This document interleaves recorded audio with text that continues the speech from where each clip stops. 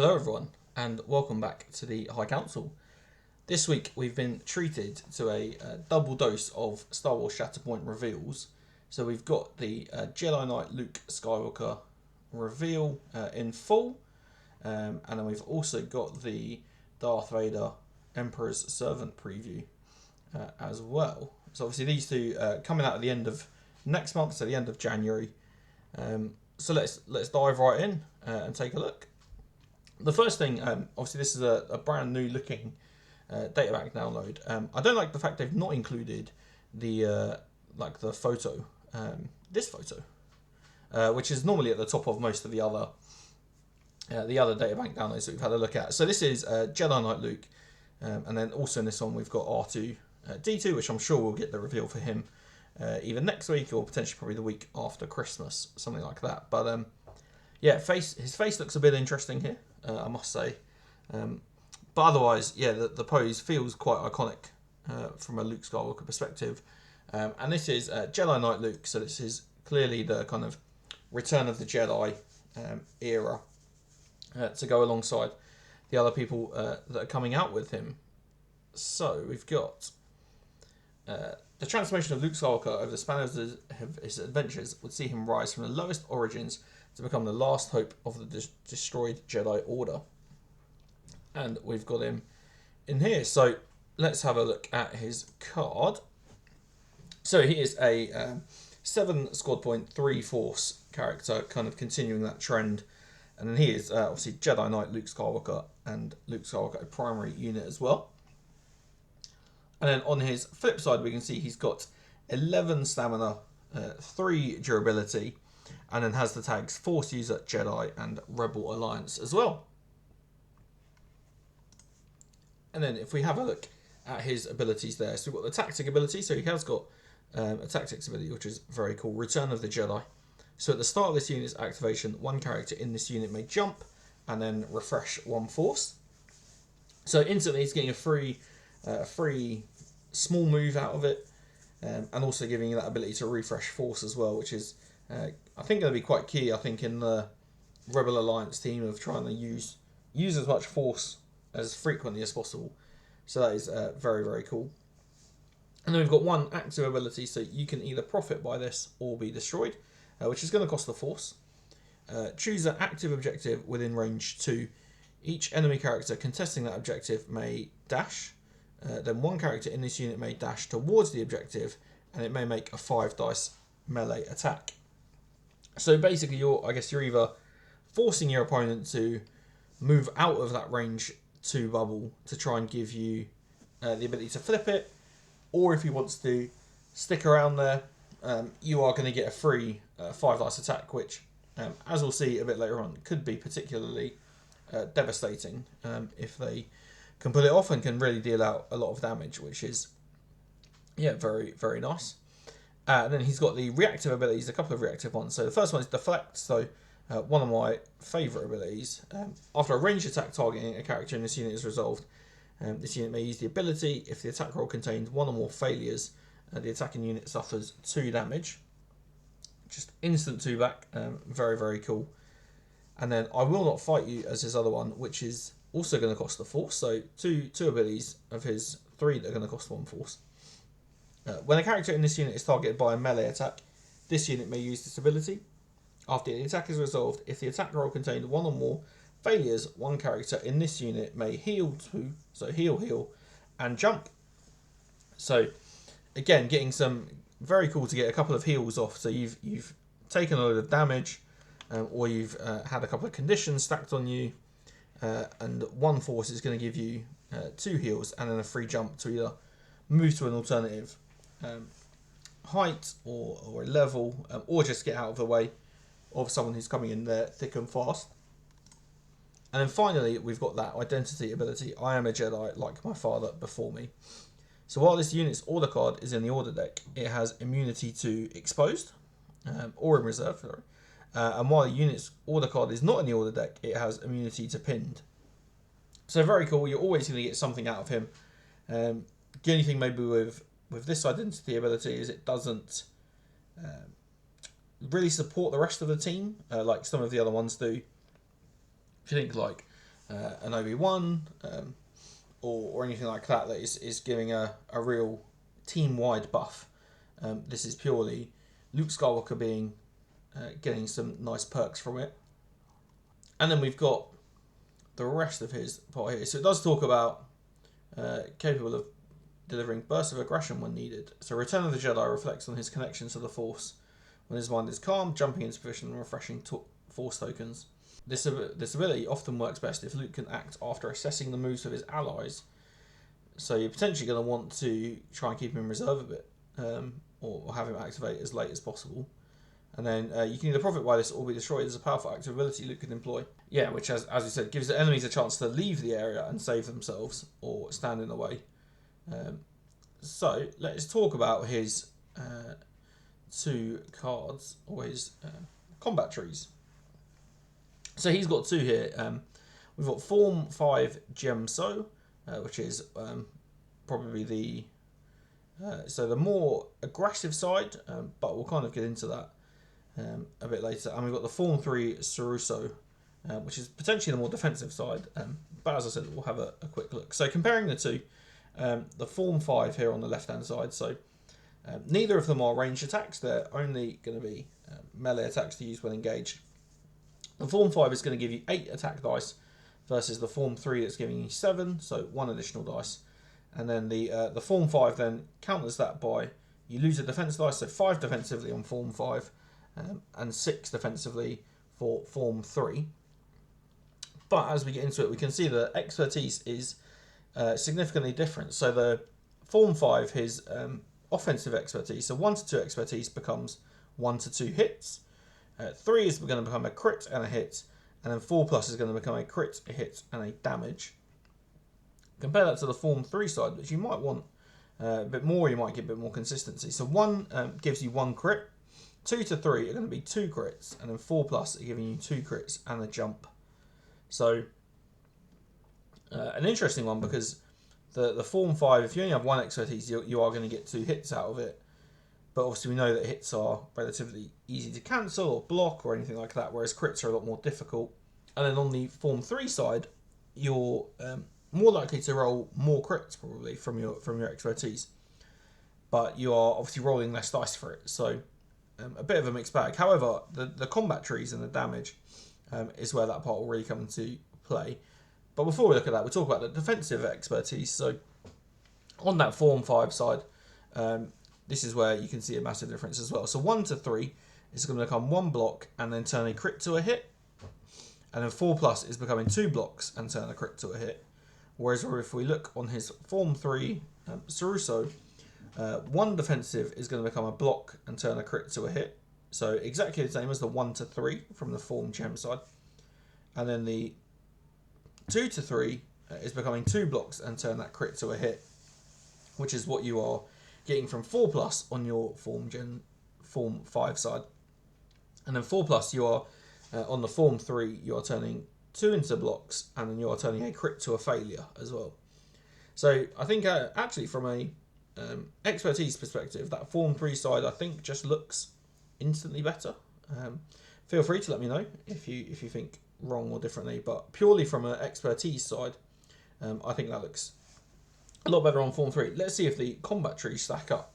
So we've got the Form 5 gem is 6 stages long, starting with 2 damage and then 3 damage, a damage and a reposition before we get the first choice to make of either a damage and an exposed going up the top, or the damaged and the disarmed condition coming down the bottom, before we then go into a damage and the strange condition, and then 2 damage and a jump. This is why I think if you look at his,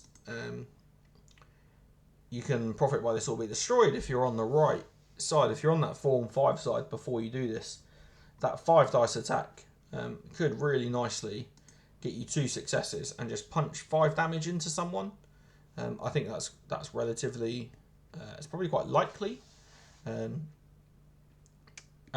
yeah, 5 damage into someone is for most people at least 50% of their health. Definitely more in some cases for others. And then if we look at his Form 3 side, so his Form 3 side is 1 stage shorter, so it is only 5 in total.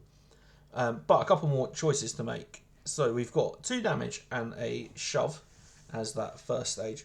And then our first condition and our first choice is then to go up to the top and do a 2 heal, or come down to the bottom and do an extra damage and an additional shove. Before we move into that centre then again for 2 damage and a jump. Before our final 2 decisions, or 1 decision ultimately, that is go up and heal 2, followed by a damage and a shove for the 5 stages, or down to the bottom and do the 2 damage and the pinned condition, followed by the damage and the disarmed condition. So more conditions definitely coming out on that right hand side. Probably more utility for your team as well, having the ability for a 4 heal on there for 4 successes, going alongside things like I will not fight you for even more heals if they then get targeted by an attack. He is probably going to be surprisingly tanky to kill. But then from a max damage perspective, obviously on this Form 5 side, we've got 1, 2, 3, 4, 5, 6, 7, 8, 9, 10. 10 in total on this left-hand side in Form 5. And then on the right-hand side on Form 3, the max damage is going to be 1, 2, 3, 4, 5, 6, 7, 8. So not putting out as much damage. And the Form 5 has probably got a bit more burst, in the sense of you only need 2 successes to do 5 damage, whereas on this Form 3 side you would need 3 successes to do 5 damage, and even then with your 3 successes you may choose to do that heal 2 option as opposed to that additional damage down below. So that is Luke Skywalker. That is his card. That's everything we looked at. So they talk down here about Form 3 being defensive lightsaber style, and the specialisation of Obi-Wan Kenobi. Higher melee and range defense stats and solid defense expertise, but is great at inflicting damage out as well. Although total less damage than Gemso. The melee is cool. And then we've got alternative when the time comes that unleashes aggression. He can switch to Form 5 Gemso, which he learned after facing Darth Vader in the Empire Strikes Back. So that is Luke Skywalker. He is looking very, very cool. Let's just check him out on the... So this is the Asmodee site here in the UK. So an RRP of £49, so you'll probably be able to pick him up around the £40 mark from your local game shops or anything like that. But he's obviously coming with Luke, Lando, Leia as Boushh, and then R2. I'm sure we'll get a Boushh, Lando, and R2 databank downloads coming up at some point in the near future. But just a bit of a closer look up at the models. And then I think it was very cool. They have said that the R2 isn't going to have the serving arm on the top, so he will just be able to be made fully as R2-D2 if that's anyone's preference or choice or anything like that. So that is Luke Skywalker for Star Wars Shatterpoint from the Fearless and Inventive Squad Pack. Let me know your thoughts down below. Normally this is where the video would cut off, but as today's a bit of a double wheel, we are going to move straight into the Darth Vader, the Emperor's Servant. Not that one, this one here.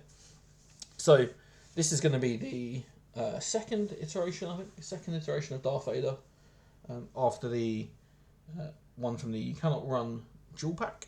So this is definitely Darth Vader more in the original trilogy sort of era. Very cool pose, long flowing cape, feels very cinematic there. And then we've got into his thing. So as the Emperor's servant, Darth Vader becomes an ominous and implacable symbol, a warrior who does not seem to like a living, ordinary and breathing mortal. His body is more machine than man. And then we've got his card here. So Darth Vader, the Emperor's Servant, is also a 7 squad point 3 Force user, so absolutely continuing the same theme there. And then he is Darth Vader, the Emperor's Servant, Darth Vader primary unit, and this unit cannot be included in a strike team with Anakin Skywalker. And then, exactly the same here, we've got a tactic ability, an identity ability, and then an active, a reactive, and an innate ability. So we've got something of everything here. But this Vader has also got 12 stamina and then a 3 durability as well. Whilst also just having those Force User, Galactic Empire and Sith tags as well. So we start with his tactic ability. This is very cool. You don't know the power of the dark side. At the start of this unit's activation, it may remove 2 damage or 1 condition from itself, then refresh 1 force. So we're going to probably see a lot of similarities here with Luke. So Luke has got a jump and then a refresh force, and we've got Vader here with healing and then refreshing force as well.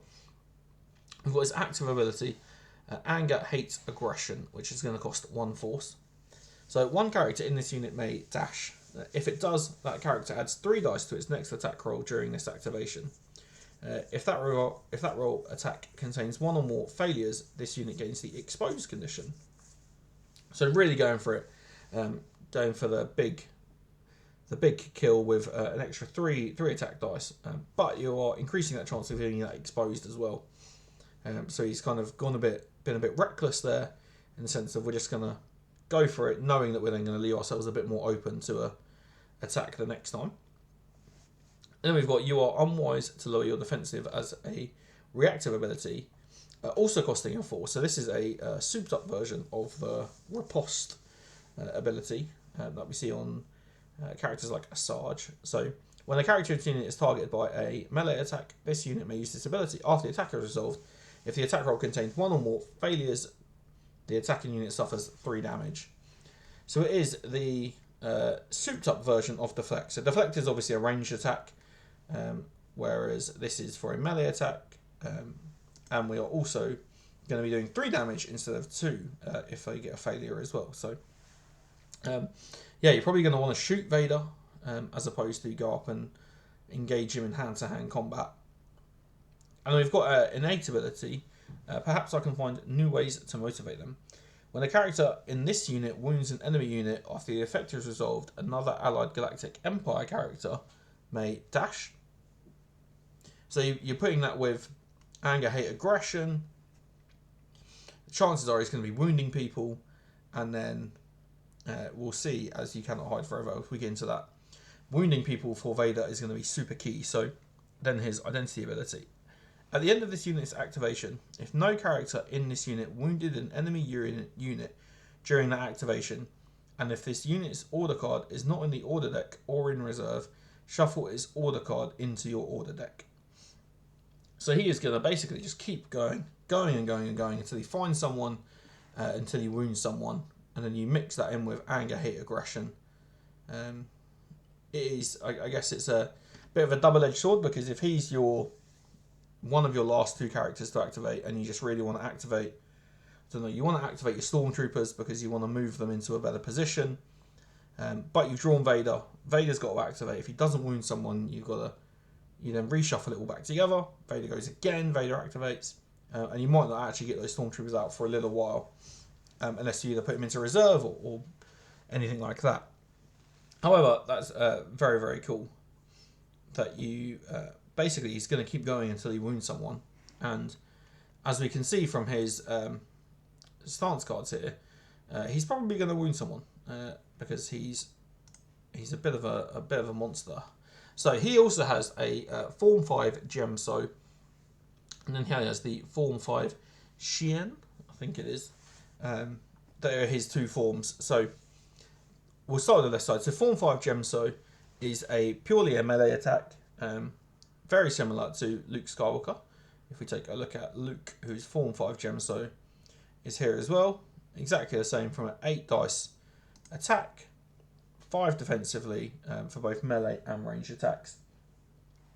And then his expertise on this side is 1 offensive becomes 2 hits, 2 to 3 becomes a crit and 2 hits, and 4+ becomes a crit and 3 hits. So you are going to be dishing out a lot of hits. And then defensively, he's got 1 to 2 becoming a block and then turning a crit to a hit, and then 3+ becoming 2 blocks and turning a crit down to a hit as well. And if we take a look at his combat tree on this side, so this is definitely feels a bit deadly. So we're giving out 2 damage and the strained condition straight away on the off, followed by 2 damage, 2 damage, and then we make a choice between a damage and a jump, or a damage and a disarmed condition. Very cool if you think damage with disarming. Think Luke Skywalker, think Empire Strikes Back. Disarms him, loses his hand when he's using this, which is, yeah, very, very cool. Followed by then 3 damage and a final shove. So he has, on this side, if you combine this Form 5 Gemso with this Anger, Hate, Aggression, adding 3 dice to the attack roll, alongside his 8, so he's going to roll 11 potential dice, and has the ability to put out, I think it's 10 damage, 1, 2, 3, 4, 5, 6, 7, 8, 9, 10. 10 damage. If you got 5 success or 5 hits through, the chances are you're probably going to be wounding. Like, you're going to be wounding pretty frequently if you use this, or you're going after those people that you can definitely get those last few wounds on. But that's his Form 5 gem. So if we go to his Form 5 Xian, I'm going to call it Xian. Sorry if that's wrong. Please let me know down below. But this is an interesting one. So he has a range attack on this side. So he has a range 4 5 dice attack where he's going to throw his lightsaber, or a 7 dice melee engaged attack, rolling 6 dice defensively for both of those. And this certainly is the much more calm Vader within myself. Gonna throw out some conditions on people, as opposed to just pure power and pure damage like on the other side. So his throwing lightsaber, expertise wise, 1 to 3 is becoming a crit and an auto damage, and then 4+ is becoming 2 crits and an auto damage, which is very nice. We love auto damage. And then his melee engaged expertise, 1 to 2 becomes 1 crit, 3 becomes a crit and a hit, and then 4 becomes 2 crits. And then finally his defensive form, so defensive expertise on this side, 1 is going to become a block and a heal, very interestingly. 2 to 3 becomes 2 blocks and a heal, and then 4+ becomes 2 blocks and 2 heals. So we'll have a look as we get down his combat tree, but you can see that there's definitely a lot more healing to this side. So we might have gone a bit crazy. We might have used the Anger, Hate, Aggression ability, left ourselves exposed, and then all of a sudden someone else has absolutely slapped Darth Vader for 8 or 9 damage in a turn.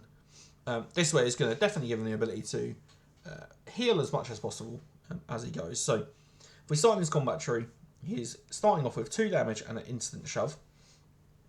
And then we have the choices to make. We can either go on the top train or the bottom train. So the top train is going to give a damage and a heal, a damage and an exposed, 2 heals, and then 2 damage and a final shove.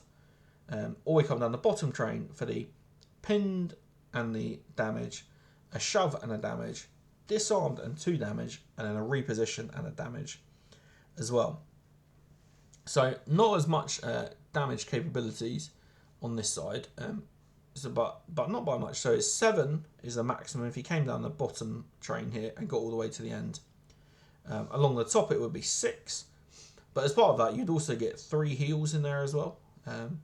So it's very, very cool, an interesting way to play because, yeah, as I said, you're probably going to be going pretty crazy with Anger, Hate, Aggression, and you're going to be activating quite a lot. And if you think that you adding that in then with things like your unwise low, your defenses to just ping 3 damage straight back to someone, yeah, it's going to be very cool. Going to be activating a lot, going to be taking damage. It's going to want as many of those heals probably as possible. So let's see if they say anything else here about it really quickly. So yeah, we've got they talk about exactly that. Form 5 Shen, slightly more reactive, redirecting adversaries' attacks. Yeah, it gets higher ranged and melee defense, and works a bit better when you're a bit further away. And then the Form 5 Gem, so preferred once melee is engaged, allowing him to just go alongside it. And that is so that is Darth Vader. Again in the Asmodee store. Again, £49.99 RRP, so probably going to be able to pick it up for £40 from your local game shop. But this is obviously Vader and a load of Stormtroopers coming in this one. So we've got the Stormtrooper Sergeant and then the 2 Stormtroopers there as well. All in the, I think it's the Fear and Dead Men. Yeah, Fear and Dead Men's got back. So we've got Vader there, we've got that Stormtrooper Sergeant, and then we've got the 2 Stormtroopers as well. So that is our look at Vader. I'll look at Vader and I'll look at Luke. For Star Wars Shatterpoint. So yeah, again, coming out in about 6 weeks. 6 weeks time now. I think it's the end of January they're planned for. So yeah, looking really forward to getting these on the table, getting some original trilogy stuff out of here. If you're still around at the minute, thank you very much for sticking out till the end of the video. Let me know your thoughts down below in the comment section around if you're more excited to play as Luke, if you're more excited to play as Darth Vader, if you think they're a bit underwhelming, or if you think they're going to be awesome. Yeah, just let me know your thoughts down below. Thank you very much for checking it out, and we'll see you in the next video.